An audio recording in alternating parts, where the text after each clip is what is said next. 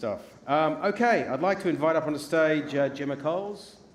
Gemma is the Managing Director of Kyero. I hope I'm pronouncing that correctly. And we're going to talk about using technology to help international buyers on their property acquisition journey. We're going to sit over here and have a chat. Lovely. In the dark. In the dark. By the looks of it. Lights, please. Thank you. Okay.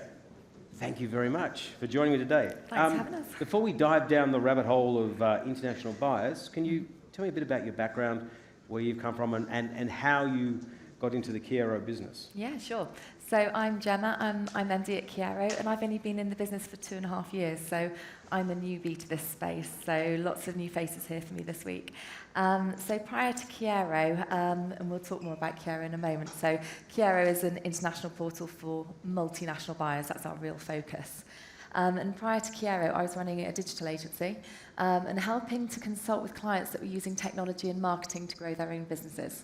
And for me, Kyero was this lovely sweet spot type business where it's established, but it's got so much potential. Then let's go down the rabbit hole, right? Yeah. So you say it's an international business for international buyers. What does that actually mean? So how do you source your listings? What's the problem you're really trying to solve? Okay, so we're a marketplace. So we've got the two sides. We've got the buyer side, we have the agent side.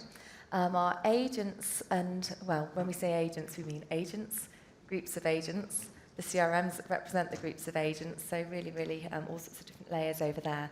And they're located in Spain, France, Portugal, and Italy, so those are our 4 territories. Meanwhile, we're serving an international buyer base, which is really fragmented. So distributed across, I think in Q3 we saw 158 different countries that were visiting our website. So we translate fully through to 13 different languages. And lots of people will assume that because we're a British established business, that the majority will be British buyers, but actually only about 15% are based in the UK at the moment. So it's really distributed all over the place. So we help agents to reach out to that audience, which is pretty hard to customise to if you're a smaller setup or if actually you're focused more on the domestic markets. So let's think about what that looks like. I'm looking to buy a house in, say, Marbella. Wouldn't I just go to ID Lister and search and contact an agent? Yeah, do you and know hope what? like hell they speak English? You probably would if you knew Spain, if you knew the market well, and if you were confident with what you were doing. And I think that's where we're more established. So what we tend to say to the clients that we're working with is definitely advertise with the leading national portals. You really need to have your domestic markets covered. So, you know, the ideal listers, the Think Spain, these are the guys to be going with. But there's this huge audience which really needs to have their hands held, and they represent a huge slice of the market. So I think last year we saw that about 1/6 of all transactions in Spain were to foreign buyers. That's worth at least 14 billion. You can cut the maths different ways, but that is a really interesting market to go for. So what we're trying to do is fish in that pond specifically and really help the agents to build the confidence amongst those buyers. So our strength is in our SEO positioning, built out of lots and lots of content over a long period of time, which allows us to have that SEO long tail. So anyone that was in the session yesterday will have heard about the SEO long tail and how you really need to be targeting, adapting, personalising, and that's what we're really specialists at. How do you make money? It's all on the advertising side. So I sat in your masterclass the other day, and anyone that was here on the Tuesday will have seen that on the left-hand side there's money to be made from advertising, on the right-hand side there's transactions. That's where we all want to head, right? At the moment, because of the size of the market that we're playing in, we know there's heaps and heaps of growth potential in that space. So at the moment, the vast majority of our revenue is from the advertising model. So we have a freemium model. So lots of agents can advertise their properties for free. This gives us lots and lots of listings visibility and attracts the big volumes of buyers that we have coming through. Because we've got the free listings, it means that we have about 2 million visits a month. So we've got about 750,000 listings, I think it is at the moment. And a good proportion of those then get moved on to Prime to have extra visibility. So if you're in a really popular area and you've got a free listing, you're not going to get the visibility. Buyers aren't going to find you. But having free listings allows us to cater for buyers that are perhaps looking in less popular areas where the agents might not be so willing to spend. So it's a real supply and demand piece where we're serving both of those audiences. There's a bit of boost on top. Now, obviously, the transaction piece is vital for us to look at with time. And being an established business, we've been going for 20 years next year. It's really difficult to shift your model and say, okay, we want to play a different game now. So the approach that we're taking is, over the last year, we've replatformed our data, we've brought in a personalisation platform, and what this is allowing us to do is look at affiliate partnerships that can help us to monetise the commission space. So, for instance, we're launching a currency service at the moment with a partner called Fibre. We're offering that to anyone that's placing inquiries through our website, and there's other financial products as well which we're exploring. Okay, so how important has technology been in this journey, and how are you thinking about leveraging technology as you move the business forward? It's absolutely central to everything that we do. We're a fully remote business, so our team, our brilliant team, is based across 7 countries. So we've got 37 people in the business at the moment, and we're based all over the place, in Poland, India, Italy, Spain, Portugal, France, as you would expect, and a few of us in the UK. And for us to be connected and enabled to work fully remotely, we are a completely digitally enabled business. So when COVID happened, lots of companies were thinking, how do we work remotely? And that wasn't an issue for us. For our commercial model, the technology allows us to manage the supply and demand piece, manage our algorithm, and then offer the performance and insights through to the agents. And then for the buyer side, it's more about the personalisation and the customisation. Okay, so if you look at your business and you think, how do I really extract value from the connections you're making, right, between a buyer in, I don't know, the US wanting to buy something in Spain, right? And there are hurdles to overcome. Language, understanding of a totally different buying process, in this case, the lack of a buyer's agent, for example, and so on. How do you use technology to communicate those differences to the various audiences? We really follow where the demand is. So lots of our presence is really content focused. So we really hold the buyer's hand, and I'll probably just step back to that for a moment to give a bit of context to what we're talking about here. So we spent quite a lot of time building our brand up, which is all around helping people to find their sunshine with confidence. And it's helping them to navigate the unknowns. So the routes which they come through and discover us through will typically be routes where they've built up their confidence and they've been trying to figure out the stuff that is absolutely baffling for anyone looking to move to another country. So we'll bring in these buyers, so we'll know which paths they've come through. So we've helped with some of the qualification. So anyone that's actually on our website already will have asked some questions about their motivations, what stage in the process they are. This is all automated? Some of it's automated. It's through surveys when they come through to the website. So we'll collate lots of this data. We'll look at behavioural data on the site. So, are they repeat visitors? Over what period of time have they been visiting? We'll understand their appetite to buy, what period of time they're looking to buy in. And remember, the buyers that we're talking to, international buyers, some of them are going to be your seekers who are actively seeking to make a purchase now, and you're also going to have the upper funnel dreamers that we need to keep warm for a couple of years, because in a couple of years' time, you might be serving our agents with this as a lead. So we're kind of playing 2 games, really. One is a branding, aspiration, educational, upper funnel piece, which is feeding through the buyer audience. So a lot of that is around content optimization and marketing. And then we're also playing the actual conversion of the seekers who are actively looking to make a purchase. And for them, it's much more around, actually, do you know what, which territories, what's their property preference? And then it's far more targeted. So the technologies that we're using, it's what you'd expect. It's with the HubSpots, with the personalization platforms, and that's feeding off the back of what we see the preferences. Okay. So if I'm a agent in Marbella, I'm getting leads from Idealista that may or may not be augmented with data or whatever, or from Habitaclia or wherever it is, Pesos or whatever. And then I'm also getting leads from you, but the lead I get from you has far more data attached to it to allow me to make a better decision or close it easier. So we're just about to switch on a new agent dashboard, which will give far more visibility of those inquiries. So I think, like lots of portals, we were previously guilty of, passing inquiries over to agents. And that doesn't always do us the best justice in our reputation. So sometimes we'll have buyers thinking, hang on, this has been dropped, that's down to Kyero. And obviously we've got to be accountable for our agents' actions. And we heard the IVOC session, around the accountability and that call tracking. And that's really, really important that we get closer to that relationship that we're fostering there. We're trying to give agents as much data as possible and really help them to understand, this is a hot lead. You can't go ignoring this. This is really, really vital for you. Okay. So then, as you augment this lead, provide more information around it, have you thought about putting the lead into your, do you have your own call centre? So you bring the lead in so you can then extract more data around it. Yeah. But then gives you an opportunity, because if someone's looking to buy in Marbella, there might be 4 or 5 properties that would be suitable for them. And if you're just sending them to one property, you may be missing out of an opportunity around those other properties. How do you think about that problem? Yeah, so we do have some human touch. On the technology side, certainly if someone's made an inquiry on one property, we will then start to recommend, okay, here's similar properties. We're looking at switching on a little bit more logic, which is around, these are ones that are newly available that fitted your previous search criteria, all of that logical, sensible stuff. In terms of the call centre, and this is probably where more of the human touch comes into things for us, it's really vital for us to have an internationally distributed team that know their market. So our commercial team who will serve the agents, they're located on the ground in each of our 4 territories. But we also have a customer team that's Dawn is available to speak to customers who are trying to work out what's the tax rules in this location, what's the school situation here, so a little bit of the hand-holding.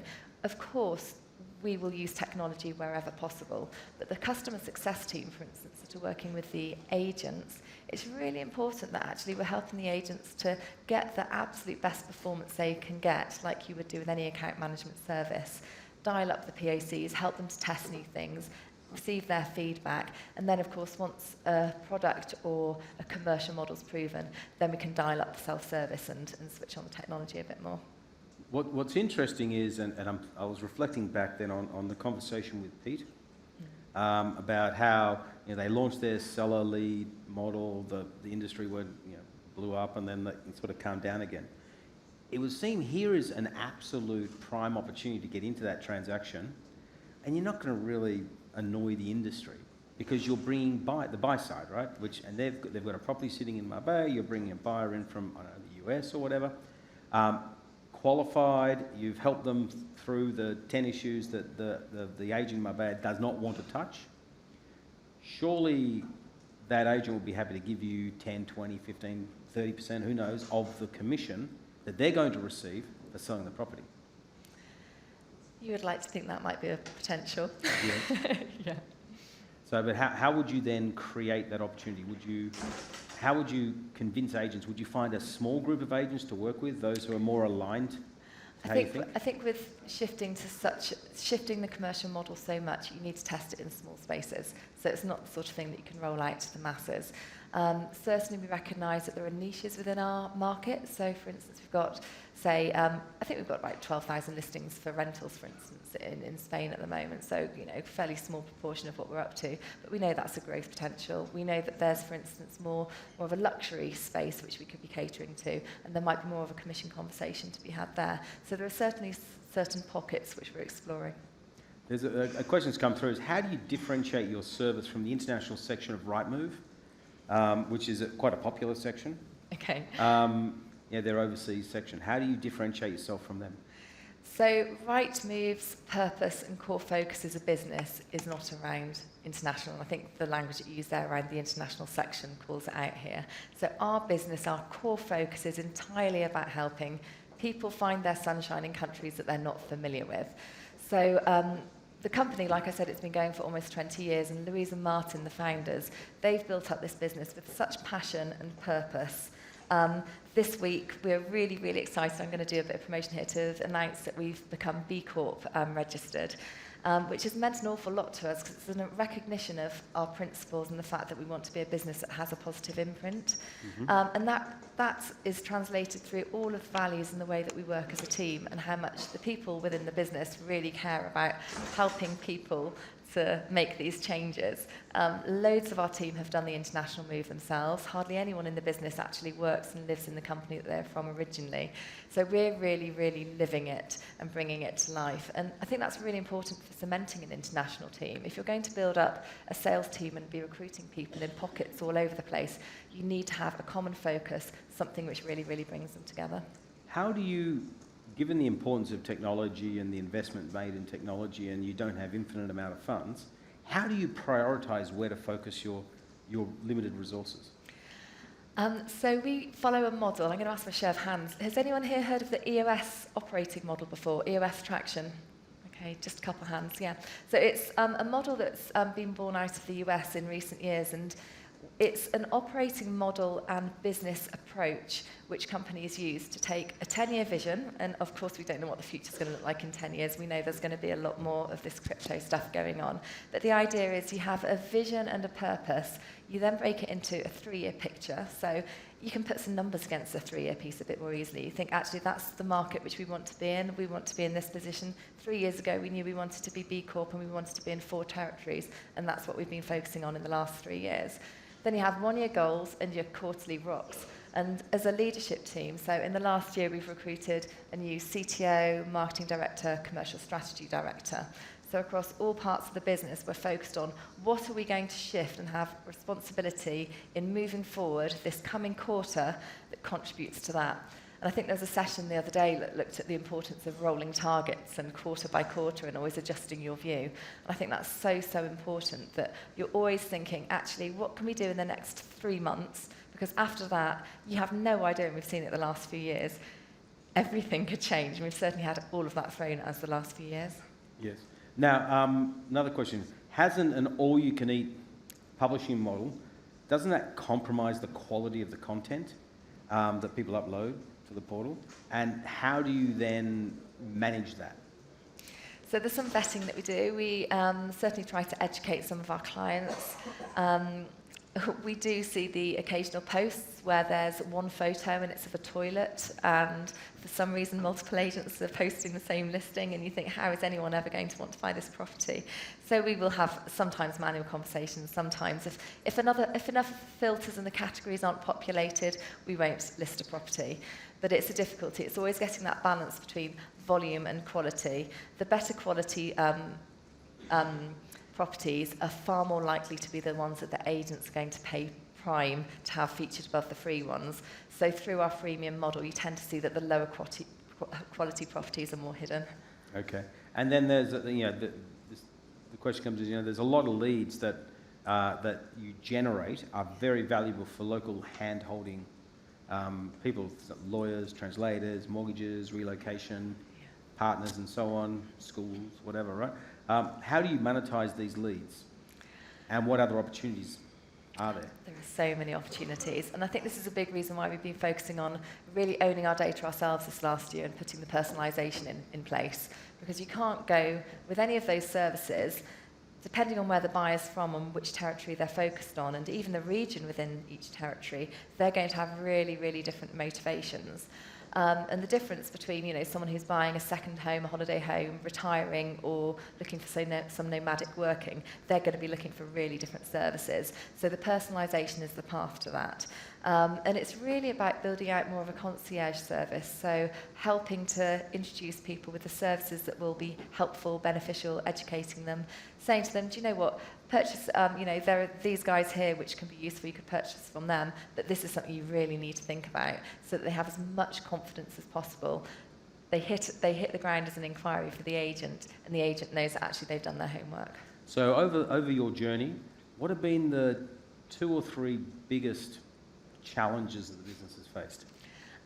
Okay, so I joined in I think it was the 1st of March in 2020. So COVID? 2 weeks before COVID.